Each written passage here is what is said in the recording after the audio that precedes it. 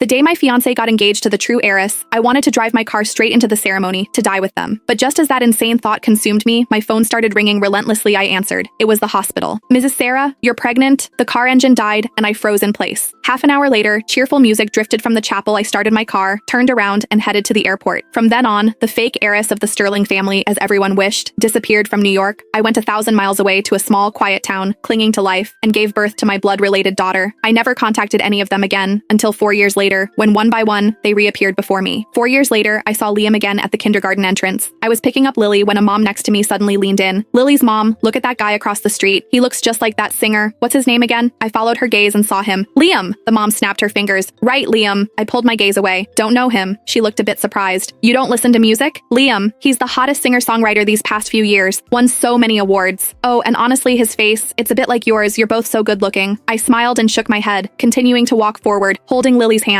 Sarah Sterling. Suddenly, his voice came from behind me. I ignored him, just kept walking. Sarah Sterling. Lily looked up. Mommy, is that uncle calling you? Why does he call you Sarah Sterling? I shook my head, smiling. He's mistaken. But as we reached the parking lot, just as I was about to open the car door, someone suddenly grabbed my arm. I turned around, and it was a breathless Liam. Sarah, you're actually alive? His words were as sharp and venomous as ever. Perhaps he'd run too fast. His eyes were faintly red around the edges. I dropped Lily off at the neighbor's house. Walking back downstairs, Liam stood with his hands in his pockets. Why are you living in this dump? Where's your place? I'm coming up to see. I shook my head. There's no need for that. 4 years ago, he himself had said that his only sister was Celeste. He'd also said that calling someone like me a sibling only disgusted him. When I was expelled from the Sterling family, abandoned by Julian Blackwood, and had nowhere to go, I even thought of finding him, my biological brother. One snowy night, I stood outside his company building all night, nearly frozen solid. But in the end, all I got was him saying his biggest wish was that I had never been his sister. If you hadn't been born, Celeste wouldn't have been swapped and wouldn't have suffered so much. Sister? That's laughable. The Sterlings don't want you and now you're trying to cash in on our blood ties? I'd never acknowledge someone like you as my sister. Only then did I realize that no matter how kind I was to him, he hated me because of Celeste now. He still eyed me with a scrutinizing gaze, frowning. That child of yours, is she Julian's? Did you run away just to have his baby? I was silent for a moment. She's my child alone, he scoffed, a corner of his mouth twisting. Sarah, that kid is a spitting image of him. Do you take me for blind? You wouldn't actually think that if you secretly had his child, you could win him back? Are you sick or something? How pathetic. What an idiot. I said, she's my child alone. I cut him off. I never thought of going back to New York, nor did I ever think of using my child to compete with your sister for Julian. You can rest assured, and you don't need to be so nasty. Just like you said back then, apart from blood relation, we're strangers. I'm not interested in your life now, and I ask you not to meddle in mine. He froze. If you have nothing else, please leave. I turned. Wait. To my surprise, he suddenly grabbed me. He opened his mouth, then closed it.